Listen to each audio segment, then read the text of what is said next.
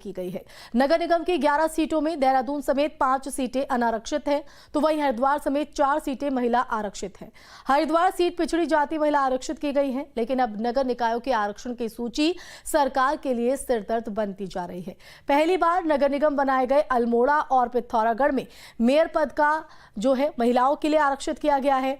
मसूरी नगर पालिका चेयरमैन के पद को ओबीसी महिला के लिए आरक्षित करने के विरोध में हंगामा यहां पर देखा जा रहा है। वहीं रुड़की को महिला और हरिद्वार को ओबीसी महिला सीट करने को लेकर भी विरोध देखा जा रहा है। तो जिले के दोनों नगर निगम में मेयर पद की महिलाओं के पास चले गए हैं। उधर ऋषिकेश नगर निगम में मेयर के पद को एससी महिला के लिए आरक्षित करने से बीजेपी के भीतर भी भूचाल देखा जा रहा है। तो देखिए, नगर निकाय चुनाव को लेकर जहां एक तरफ तैयारियां तेज है, दूसरी तरफ जिस तरह से यह आरक्षण की सूची जारी हुई है निकायों को लेकर, उसको लेकर भी कई जगह पर हंगामा होते हुए तो उत्तराखंड में नगर निकाय चुनावों की तैयारियों के तहत नगर निगमों के मेयर पदों पर आरक्षण की सूची जारी की गई है। संवाददाता अजीत राठी हमारे साथ लाइव जुड़ गए हैं। अजीत, निकाय चुनावों की तैयारियां तेज है और इस बीच नगर निगमों के मेयर पदों पर आरक्षण की सूची भी जारी कर दी गई है। कहीं पर हंगामा है, कहीं पर खुशी का माहौल भी। बिल्कुल, देखिए, ये एक तो मैं अपने दर्शकों को बता दूं कि अनंतिम सूची है, ये अंतिम सूची नहीं है और इस पे आज से लगातार दावे और आपत्तियां दाखिल किए जा रहे हैं। जिनको दिक्कत है, मान लिया अगर नगर निगम देहरादून में मेयर के पद को सामान्य रखने में किसी को दिक्कत है तो वो दावे और आपत्तियां अपनी सामने रख सकता है डिस्ट्रिक्ट मजिस्ट्रेट के। और वो जितने भी नगर निकाय हैं, नगर पालिका, नगर निगम, नगर पंचायत, तो जितने भी, चाहे वार्ड की भी बात हो, वार्ड अगर कोई आरक्षित हुआ है, किसी को आपत्ति है, वो अपने आपत्ति दे सकता है और 8 दिन तक ये सिलसिला चलेगा। उसके बाद 3-4 दिन इनकी आपत्तियों की सुनवाई के निस्तारण के लिए रखे गए हैं। तो ये 8-10 दिन का जो प्रोसेस है, तो इसमें लोगों को एक मौका दिया गया है कि आप आरक्षण को लेकर के या किसी सामान्य सीट को लेकर या ओबीसी एसटी एसटी को लेकर के कोई भी मामला आप रख सकते हैं।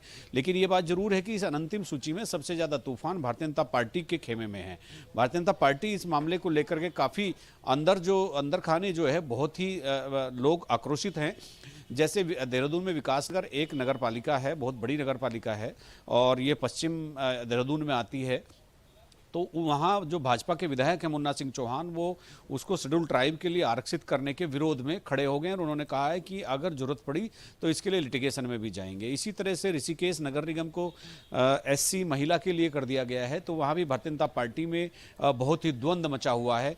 मसूरी में लगातार आंदोलन महिलाएं कर रही हैं कि इसको ओबीसी महिला से महिला श्रेणी में किया जाए।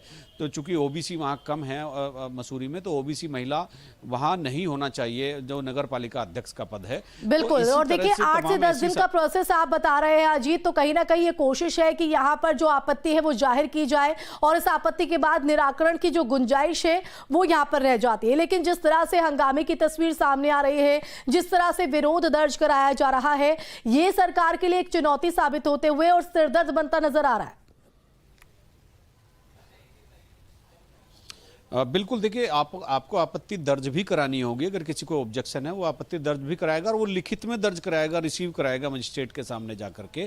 तब वो उसकी सुनवाई के लिए रजिस्टर्ड होगी, उस पर ही फिर कोई एक अंतिम निर्णय डिस्ट्रिक्ट मजिस्ट्रेट्स की तरफ से लिया जाएगा। तो ये एक अभी जो एक प्रोसेस चल रहा है, ये 8-10 दिन का प्रोसेस होगा। और जैसे हल्द्वानी एक बड़ा नगर निगम है, उसको ओबीसी के लिए कर दिया गया है और हरिद्वार दूसरा सबसे बड़ा नगर निगम है देहरादून के बाद, उसको महिला ओबीसी के लिए कर दिया गया है। तो ये सारी चीजें एकदम इकट्ठी हो रही हैं। भारतीय जनता पार्टी के भीतर सबसे ज्यादा दिक्कत इसमें नेताओं को, लोकल नेताओं को हो रही है, जिन्होंने अपने प्रत्याशियों को तैयार किया था कि हम इनको चुनाव लड़ाएंगे, विधायक हो चाहे एमपी हो। और ऋषिकेश में तो एक बड़ी सियासत देखने को मिली कि प्रेमचंद अग्रवाल जो शहरी विकास मंत्री है, ऐसी जानकारी मिल रही है कि उन्होंने ही अपनी उस सीट को एससी महिला के लिए कराया है और ताकि जो दूसरे जो लोग हैं वो थोड़ा सा उनको रोका जा सके।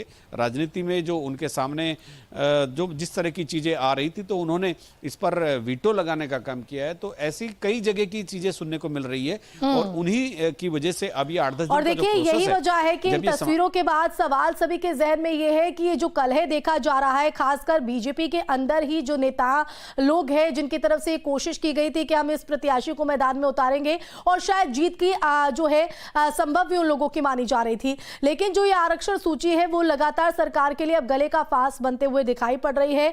कलह कैसे दूर होगा, ये भी एक बड़ा प्रश्न चिन्ह हो जाता है। और साथ ही साथ अगर विपक्ष की बात करें तो उनका क्या कुछ कहना है? विपक्ष की क्या प्रतिक्रिया है?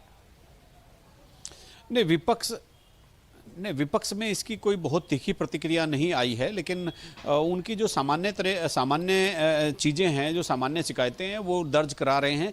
लेकिन इतना बड़ा कोई एक वॉल्यूम उधर की तरफ से विरोध का नहीं आया है।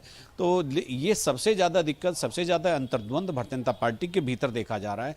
क्योंकि देखिए, जो सत्तारूढ़ दल होता है वो अपने आप को विनिंग मानकर चलता है, तो ज़्यादातर प्रत्याशियों की संख्या ज़्यादा भी वहीं होती है, लड़ने वाले भी वहीं होते हैं, फाइटर भी वहीं होते हैं। लोगों को लगता है कि हमारी सरकार है, हम जीत जाएंगे, तो ज़्यादा झगड़ा सत्तारूढ़ दल में है।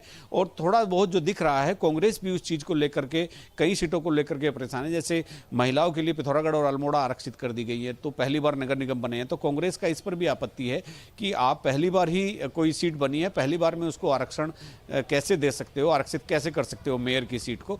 तो ये ऐसी चीज़ें तमाम दलों की तरफ से भी चल रही हैं। और जो लोग इंडिपेंडेंट चुनाव लड़ने वाले हैं, वो भी अपने आपत्तियों को दर्ज करा रहे हैं, अपना दावा पेश कर रहे हैं, तो जिनका निस्तारण अगले दिनों में होना है। जी चलिए, बहुत शुक्रिया तमाम जानकारी देने के लिए। तो निकाय आरक्षण को लेकर जो सूची जारी की गई है, वो उस पर रार देखी जा रही है। वहीं बढ़ते आगे।